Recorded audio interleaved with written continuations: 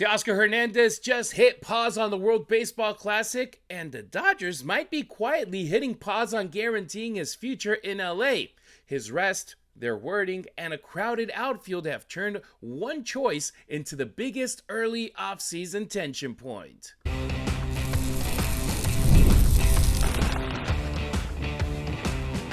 You are Locked On Dodgers, your daily Los Angeles Dodgers podcast. Part of the Locked On Podcast Network, your team every day.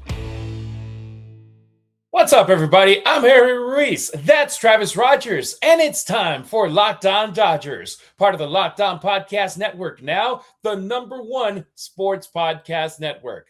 On today's show, we tackle the big picture offseason question. Should the Dodgers be leaning on trades, free agency, or both?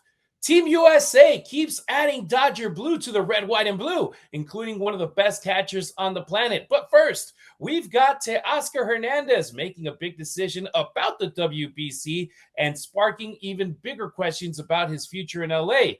Will he stay in Dodger blue, or is he on his way out, Travis? We're going to find out. I think there's a two-way go, which is my favorite thing to say. I cannot wait to get into it on today's episode of Locked On Dodgers, which is brought to you by FanDuel. If you want to be right in the middle of the action this season, visit FanDuel.com and place your NFL live bets all season long.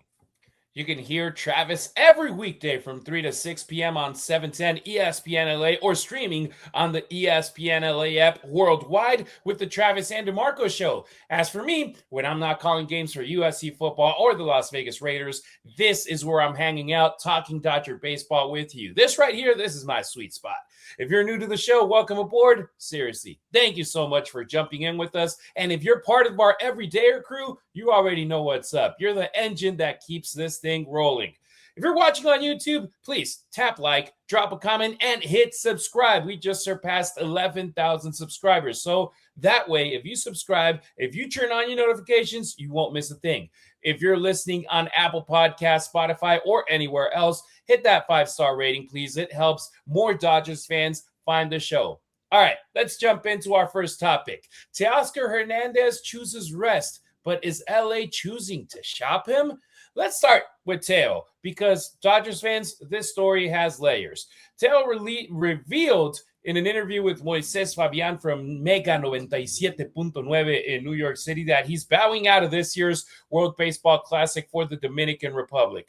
Why? Because he hasn't had a real offseason to recharge his body since in a long time. And honestly, given the grind that he's carried, I don't blame him one bit. The man has been pushing through for years, and with back-to-back championships and high expectations, and right now having the spotlight on him, Travis, I feel that this is a right call for him. I do too. I think that there's a couple of things to keep in mind here. Number one, I think we talked about this here yesterday. The everydayers will remember. There are a couple of reasons that people choose to go places. Number one is always money. Number two is the opportunity to win. Well, he got his money, right? He got his money from the Dodgers last year where they signed him to that 3-year contract. So the money's going to come. Now, the next thing that matters is winning. Now, he's won. He's won 2 World Series in a row. He's an incredibly popular player in Los Angeles. He appears to be an incredibly popular teammate inside that Dodger clubhouse. So those are really meaningful things.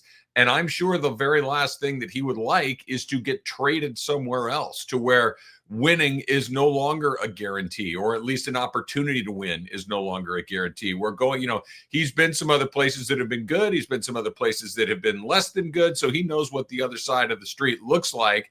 And I'm sure that he understands that this is the best place to be in.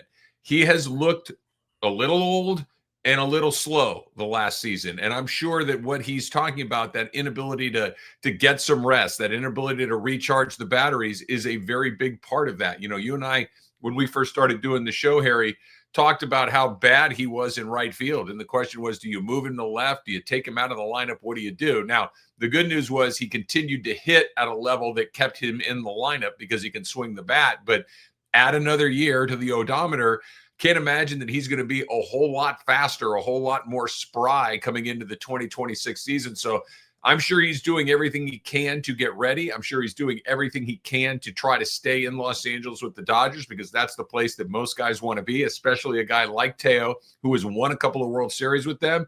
and playing in the WBC, as I'm sure he would love to represent the DR in that tournament, is probably not the best way to get as fresh as possible for a very long major league season.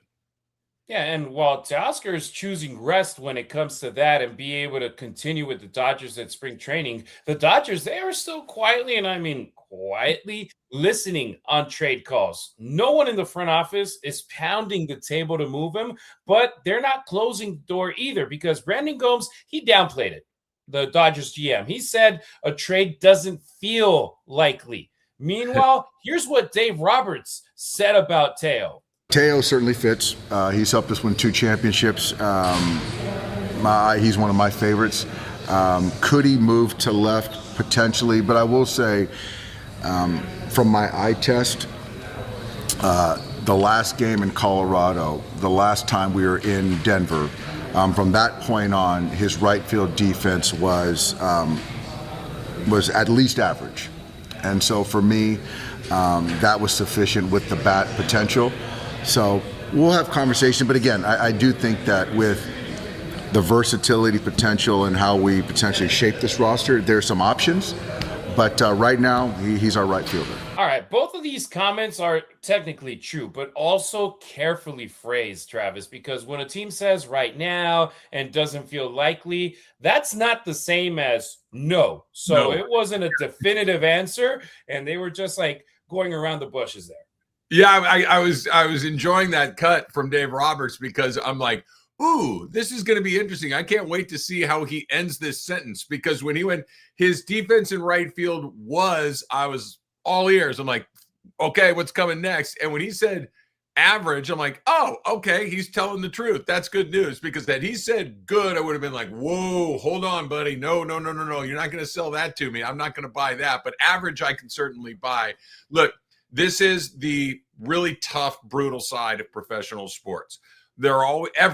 Everybody in every sport is looking to get younger and cheaper. That's just the way that it goes because young and cheap allows you to be old and expensive other places. And the Dodgers are very old and very expensive in other places. And if they can move him and use that left field spot, or maybe it's the right field spot, depending on how they shuffle the deck, to get a little younger, to take a little bit of that payroll, pressure off, if there in fact is any of that, then I think they're going to explore the possibilities. The good news for Teo, he can still hit.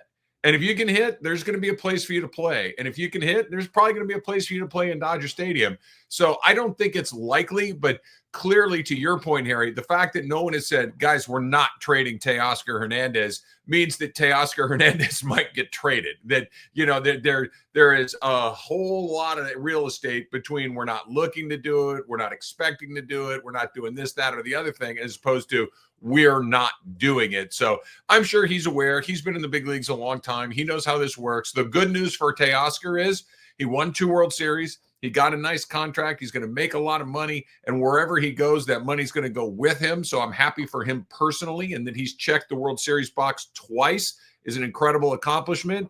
But I'm sure he very much would like to stay in LA because LA loves Teoscar Hernandez. He's been a great Dodger, a good guy, a fun guy to watch, exciting, clutch. So I'm not looking to run him out the door, certainly not. But if the Dodgers get an opportunity to get a little younger, cheaper, and maybe even a little more flexible, again, because there's not too many things you can do with him. You can't use him as a DH because of Shohei. He's not a particularly strong right fielder. So you kind of have him in left field or nowhere. Dodgers don't like that. They like to have some optionality. Yeah, he missed nearly 30 games last season. He played 20 games less than in his debut year with the Dodgers in 2024. So, for example, you could give an argument of why he hit less home runs, why he got less RBIs. He was out there for fewer games, but the batting average, that dipped. And for a guy who right now it feels like it's either double, home run, or nothing, it's like, hey, you have to be at least serviceable in the outfield, because we remember those games in Colorado that Dave Roberts was talking about where it was like, man, you can't, and it seems like it's always the stuff that's in front of him that he somehow struggles with. And it's like, okay, you got to work on that. You have to be better on it. You can't slack on it just saying it's like, okay, I'll make up for it later in the game by hitting a home run and getting a run back. Teo is a fantastic player. Teo is incredible. The bat still plays, But the thing here is positional flexibility, something that the Dodgers love. If they can shift him to left field, at least they can hide him out there for a little bit and then put over who you could bring in, Andy Pages, to right field, and have center field is the big question mark here. And we'll talk about it later in the show. But Tommy Edman clearly isn't at 100%. He got surgery. He would be a great option at center field when he's ready. But if you're able to bring a free agent that could take care of center field, I feel that the Dodgers would be set with their outfield there. Yeah, I agree with everything you said. I think that, where Teoscar is limited is he's just not a good outfielder. He on his best day, he's average. And okay, fine. You're going to have to be an incredible offensive player if that's the bar where we're starting defensively. I agree also with what you said that in left field, he feels potentially less dangerous defensively than he does in right. Like you mentioned, those balls in front of him in right field and those balls towards the right field line are balls in particular, and even balls in the gap. He really is not much better at those along the way. But we'll see. I think you're right. I think it depends on what they find on the market, what they have internally to try to fill some of these spots, because I do think it starts with who plays center field. If Andy Pages is your center fielder, then it's probably one set of circumstances. If Andy Pages is your right fielder, I think there's a different set of circumstances for Teoscar. So what happens in center matters a great deal to Teo. Not that he's going to play center field, but who plays center might push him to left or off of the team. Yeah, baseball's a funny sport, though. The ball always seems to find you, Always. even though they try to hide you. Always. The ball's gonna find its way to you. And right now, we're in that classic Dodgers gray zone. He won't be traded until the exact moment the right call comes in, because The Athletic is reporting, for example, the Royals, they are interested in an outfielder that is a bat first kind of guy. Teoscar Hernandez, he fits the bill. And would he be on his way to Kansas City if the right offer comes over to the Dodgers, or if they bring in the right guy that then they feel comfortable getting rid of Teoscar Hernandez? That's the big question mark that we have, and we'll have it until a move gets done or it doesn't get done. All right, coming up on Locked On Dodgers, another Dodger is making WBC headlines, but this one is definitely participating. The World Cup is coming back to North America for the first time since 1994. And with 48 teams for the first time ever, it's going to be massive. But let's be honest, getting tickets is usually the hardest part.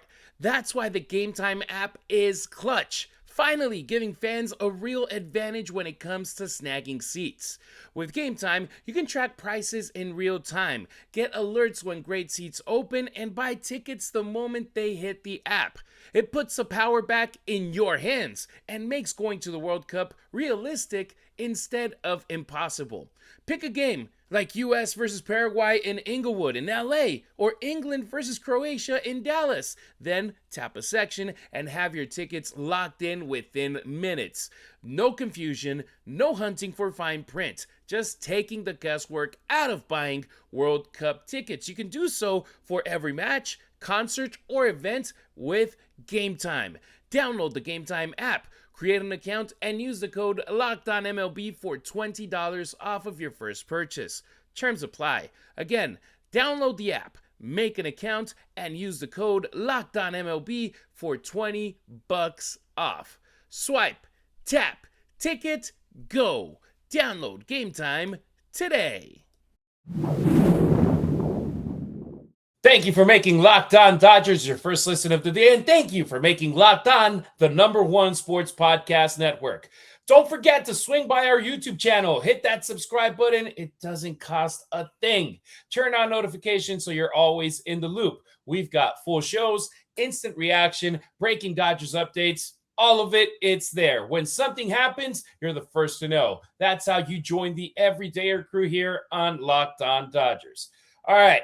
Team USA calls and Will Smith answers. Let's talk some World Baseball Classic, because Team USA is quietly building a monster roster, and Dodger Blue is stitched right into the middle of it. Will Smith has officially accepted an invitation to play for Team USA in 2026. This will be his second appearance in the WBC, because he played in 2023, and this time The difference is he enters as one of the premier catchers in all of baseball. Smith is coming off of his best offensive season as a pro, where he even ended up receiving votes for the National League MVP. Oh, and by the way, he's a two-time defending World Series champion. So that man's resume is ridiculous at this point, and it's great that he's going to be able to represent his country in the biggest stage when it comes to national teams, Travis. Yeah, no surprise here at all, right? Like you said, Harry, he was on the team a few years ago, and more. I don't want to say as a role player because that's not what he is, but he was not the Will Smith that we've come to see over the last couple of seasons. Will Smith is incredibly tough. Will Smith just hit a World Series winning top of the 11th inning, Game 7 home run. So he knows what it's like to play in the biggest games on the biggest stage. So certainly nothing that he's going to run into in the WBC is going to catch him flat-footed. And he's just an awesome baseball player. So you see, like you said, he was right in the mix for the MVP up until the point where he got hurt. And this is just life as a catcher in the big leagues, right? This is why it's so rare and so hard for catchers to compete for batting titles, for catchers to compete for MVPs, just the attrition that takes place over the course of a 6-month season. Guys just get worn down and worn down and worn down. And Will Smith, unfortunately, is not an exception to that. I'm thrilled that he's there. I think that he brings a lot to Team USA, a lot of big game experience. And, I'm sure we'll talk more and more about it the closer we get to the tournament. I love the WBC. When they put this thing together several years ago, I'm like, I don't know if you're going to get people's attention with this. It's never really existed before. It's awesome. I cannot wait to see it. And when you see guys like Will Smith get added to the teams, you know how important it is to guys like Shohei Ohtani. It's just an incredible event. I cannot wait as we get closer to it. Yeah, and Team USA isn't messing around right now. Look at this wave of commitments. Kyle Schwarber, Bryce Turang, Gunnar Henderson, they joined recently with Will Smith. Plus, Aaron Judge is already in, Carroll, PCA, Witt Jr., Cal Raleigh, Paul Skeens. That right there isn't a national team. That's a cheat code. That pretty much I would be like, you know what? You should play the Dodgers versus this team in the World Series, and then it would be like, okay, everybody's attention would be there. But we got to look at one under the radar nugget, Travis. Yeah, Alex Vesia is being considered for the bullpen. Manager Mark DeRosa and GM Michael Hill openly mentioned him by name, and Hill even said, we want our best, and he's been one of the most productive left-handed relievers in the game. That right there is big-time respect, and it would be a great accolade for Alex Vesia, especially thinking about future negotiations when it comes to his contracts and being able to guarantee his and his family's future. Two things. Number one, I agree with what you said about Team USA being loaded. The Team Samurai might have something to say about that. Those guys are pretty good too, and we know some of the big guns that they're going to bring to the table. That's why I'm so excited to see it. It's going to be incredible. I couldn't agree with you more, Harry, about Alex Vesia. Look, Dodger fans know this. I don't know if baseball fans around the rest of the country are quite as familiar with what he does as you are, as I am, as our everydayers are. Alex Vesia is an unbelievably competitive individual. Like, that man battles. He is an incredibly fierce competitor. The Dodgers really missed him last year in the postseason when he had that terrible tragedy take place in his life and he had to miss some time in the postseason. What an incredible honor, and what a great sense of recognition to know that the guy that's putting together Team USA says, I'll take that guy, that he's that good. And, he eats up left-handers. He competes like crazy, and seeing him in the red, white, and blue would be awesome for him. It'd be awesome for Dodger fans. And I'm sure something that he would take a great deal of pride in. Now, the big question for you, Travis, is, are you worried? Because pool play for Team USA kicks off early March. Yeah. The regular season for 2026 Major League Baseball starts on March 26th. Is it somewhere in there that worrisome where it's like, man, these two things are too close to each other? Maybe a teeny tiny little bit. I don't want to say it's nothing, but I also don't think it's a big thing. I think guys that are going to be on Team USA for the most part, if not exclusively, are guys that have been in the big leagues for a long time, or guys that know how to take care of themselves and know how to get ready. I think that, the pitchers are always a little more concerning than some position players. Knocking on wood, guys always get hurt in this thing, but guys get hurt all the time anyway. Guys get hurt in spring training. Guys get hurt in the early part of the season. So I don't know if in the bathtub. When Diaz blew his knee during a celebration, it just weird stuff like this happens occasionally. I trust the Dodgers. I trust the Dodger players. Like if this was the number one overall draft pick who's coming straight out of high school or college or something and really had not been through a professional season and you were worried about, him getting ready, then sure, I think this might be something you need to be incredibly cautious about. But you think Will Smith's going to do anything that's going to jeopardize the season? No. Alex Vesia, Ohtani, Yamamoto. I just don't think those guys are guys you got to worry about. I think they're going to take, and like the Pirates, for instance, Paul Skeens is about as serious an individual as I've ever seen in my life. Like that guy is not messing around at all. He's going to take care of his business. He's going to make sure he's ready to go. So this much of a concern, it's never zero, but I don't worry about it too much because, and quite frankly, here's the last thing. The Dodgers, no one's ever going to say this, but I believe it to be true. I believe it in my heart of hearts to be true. The Dodgers are not worried about the regular season. Their goal is get in the playoffs. And if that means you got to win 90 games, fine. If that means you got to win 95, they'll win 95. You got to win 100, they can win 100. But they're not one of these, every game is a life and death. It is let's get to the middle of September. Let's be as healthy as we can. And let's go from there. And September is a really long way away. And the good thing with this tournament that's going from March 6th through the 17th between pool play, the knockout round, and the championship game is it's not only Will Smith and Shohei Ohtani. You got Roki Sasaki and Andy Pages in preliminary list for their countries as well. So Dodgers fans will have multiple angles to be watching this tournament and more games and have more focus and interest in these teams. It is weird when you see teammates compete against each other. It's fun. It's cool. Yeah, it is. I'll remember for a very long time when Ohtani and Trout were facing off in the championship. That was about as good as it gets on a baseball field. Two of the best players of their generation, maybe the best player ever, going up against the best Angel ever. And it was awesome. And it ended in an incredible celebration for the Japanese team. And it's just a great deal of fun, man. I can't wait for it. I knock on wood that everybody stays healthy, but I can't wait for it. Travis, I just thought about something. So that tournament was the first big one that Shohei Ohtani won in the States because with the Angels, he was in baseball purgatory. So he wasn't competing for absolutely nothing. And right now, I actually want Japan to win the World Baseball Classic because we remember the emotion that Shohei had when he got that final out against Mike Trout, and he was elated. I want Japan to win to see, okay, is it still the same emotion after he won back-to-back World Series, after he won this tournament, or will he be a little bit more chill now that he is a winner because he is wearing Dodger blue?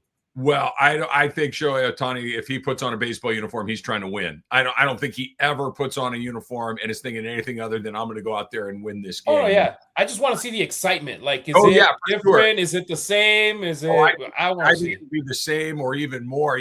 This is the 6th time they're going to play this tournament. Japan's won it 3 times. It's incredibly important to them. The Japanese teams won 3, the Americans have won 1, the Dominicans have won 1, and it is a great event, and the Japanese have kind of dominated it, and I expect them to go out there with everything they got and try to do it again because, guys, I think Shohei's emotion will be 10 out of 10. All right, next on Locked On Dodgers. When the Dodgers make their next move, should it be via trade or free agency? NFL Sundays move fast, right? One big play, and suddenly everything's different. That's what makes live betting with FanDuel so exciting because you're not just watching the game, you're reacting to it, and you're reacting to it in real time. Because with FanDuel, you can place bets as the action unfolds. So every drive, every momentum swing, every highlight moment, you can jump in on it because live betting is best when the game starts to shift. A receiver gets hot, right? We've seen Puka Nacua go crazy. A defense tightens up, a big sack, a big turnover. All that momentum flips from one side to the other, and you can be right there to jump in on it because FanDuel live spreads and money lines, they adjust like that instantly. Player props update as guys heat up. You can bet the next touchdown, drive results, totals, and a whole lot more. And it's going to keep you locked into every snap, every drive, every possibility. So if you want to be right in the middle of the action this season, visit FanDuel.com and place your NFL live bets all season long. FanDuel, the game moves fast, and so can you. Don't forget to follow Locked On Dodgers not only on YouTube, but on X, Instagram, and TikTok as well. You can find Travis on social media at Travis Rodgers on X and Instagrams. Rodgers, just like Dodgers, but replace the D on Dodgers with an R. Meanwhile, I'm at Harry Ruiz on X, at Harry_Ruiz on Instagram, and at Harry Ruiz_ on TikTok. Trades or free agents? The Dodgers crossroads the rest of the way. Let's end with the big strategy question. Where should the Dodgers focus right now? Let's hear John Morosi of the MLB Network regarding how the Dodgers pretty much hold on to the cards in any situation that they find themselves in. When you think about trades, it's because you typically have to make trades when you don't have the wherewithal to spend. And clearly the Dodgers have the wherewithal to spend. So that is not a problem. And so I think that's probably where they would index more towards free agency as opposed to giving up their young talent. Although I will say this, on the outfield side of things in the minor leagues, names like DePaula, Hope, if you're following the Dodgers farm system closely, they're coming. And a lot of them are outfielders. And so I think that there may be an argument to sort of find other veterans now that could help you in the shorter term. And by the way, if you wait long enough, sometimes the guys that you think are going to sign the mega deals sign a little bit of a shorter term deal. That happened last year with Bregman, happened last year with Alonso. So maybe there are ways to bring in a player. And by the way, the Dodgers, they're such an appealing place to play.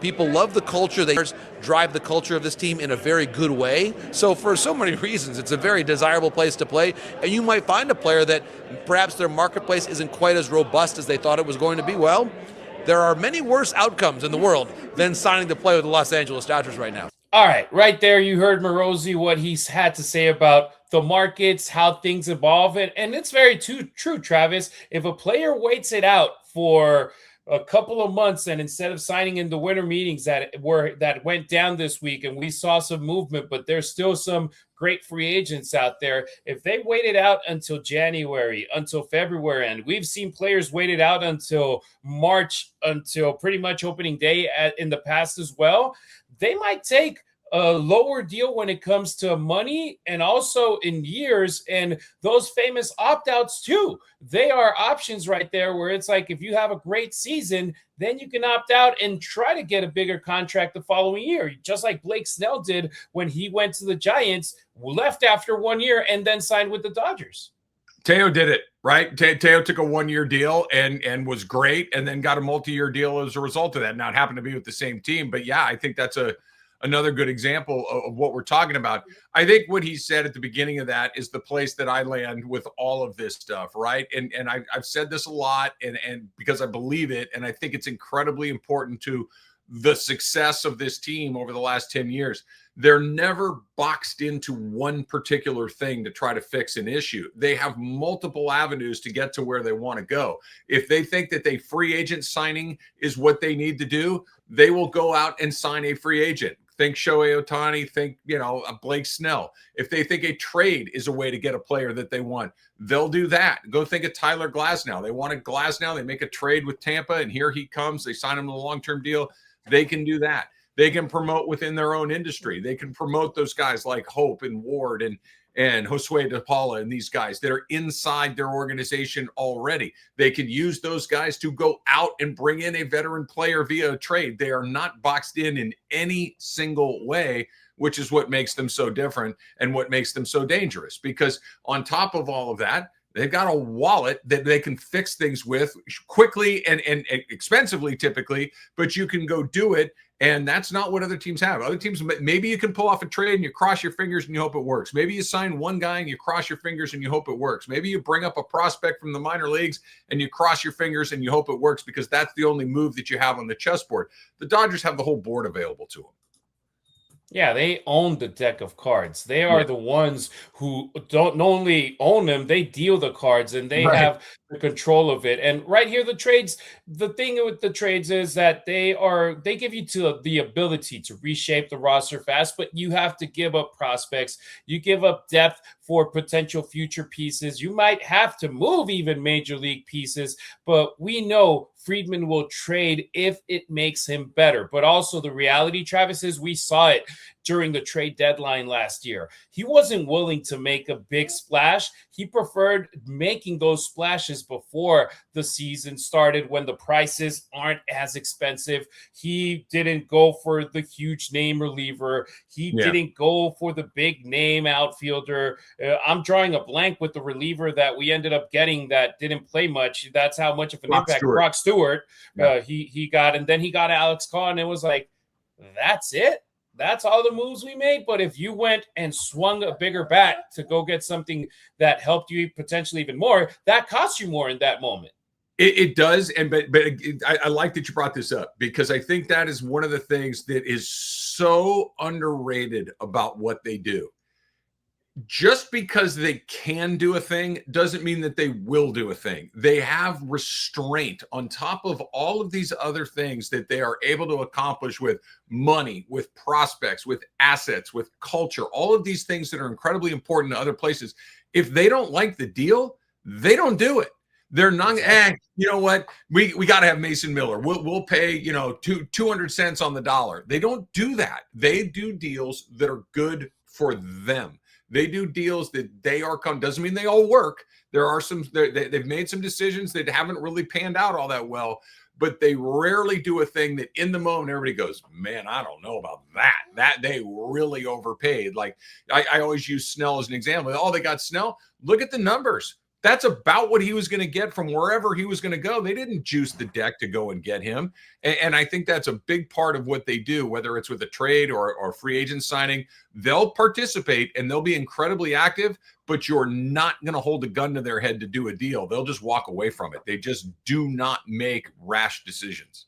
Yeah, when it comes to free agents, you only spend money. That's good when you have all the money in the world available to you. You keep your young talent. The downside is that you usually overpay more than what other teams would. But for example, the Mets, there's the report out there that they offered Edwin Diaz just $3 million less than what the Dodgers ended up paying him. So if you overpay $1 million per year in that contract, that's not a huge overpay. If the Dodgers had given him $100 million for 3 years, that's a huge overpay. They gave him 69 versus 66 that the Mets were offering him.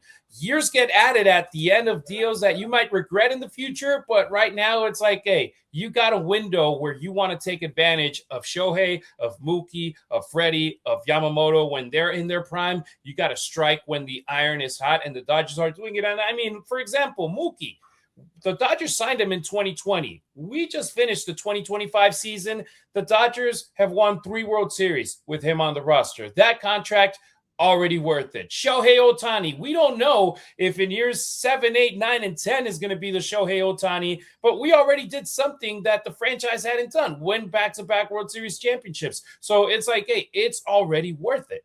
The deal, the big deals that they've signed, Yamamoto, Ohtani, Betts, Freeman, they've already paid for themselves. They've won multiple championships. When you sign these deals, even if it's a 10-year deal, the whole idea is maybe we can get a couple of titles out of this. They punch their ticket, boom, boom.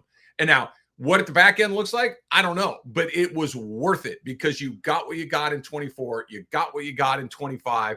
They're going to be right smack in the middle of it in 26. So these are the deals. This is what everybody hopes happens when you sign these long-term deals to guys, that it hits right away or close to right away, and that the front end of these are incredibly loaded because look, the back end of a 10-year deal is almost always going to be disappointing. There's virtually no way around it, but you got to do it to get the player, right? So the only way to make it worth it is to front load it with a great deal of success. And that's exactly what they've done. So what's best this winter? I think the answer is simple. They should do both, but in moderation. If a screwball level trade presents itself, consider it. If a free agent fills a hole without costing prospects, do it. They already did it with Edwin Diaz. Now, if the correct trade pops up, go for it as well. And the best part here is the Dodgers, they don't panic. They don't need to. They don't need a splash just for headlines. They need the right move at the right price, and they wait, they stalk, and they strike when the value is right. And that's one of the beauties right now, Travis. This Dodgers front office, they've earned our trust, and there might be moments that we're scratching our heads, but then a month later or 2 months later, it's like, oh, it was the right call. We were just panicking when it happened. It's nice to know that the guys that are making the decisions are usually making good decisions. Nobody bats 1,000, but their batting average is awfully darn good. No doubt about it. All right, that'll do it for today's episode. Thank you so much for making Locked On Dodgers your first listen. If you're still craving more baseball talk, have the all-new Locked On MLB Game Night be your second listen. Get local analysis on a national scale. Find MLB Game Night on Locked On MLB on YouTube or wherever you get your podcasts. Tomorrow, Friday, we have a Shohei Ohtani special episode to celebrate his 2-year anniversary since announcing he chose the Dodgers as his new team. There's the Dodgers, Travis, before Shohei Ohtani, and the Dodgers after Shohei Ohtani. I like the Dodgers after Shohei Ohtani better. I think everybody probably does. I love our history before Shohei, but man, does it feel good winning 2-2 and being the favorites to win 3-3. Yeah. All right, don't miss it. We appreciate you riding with us. Until next time, keep it real. Keep it Dodger Blue.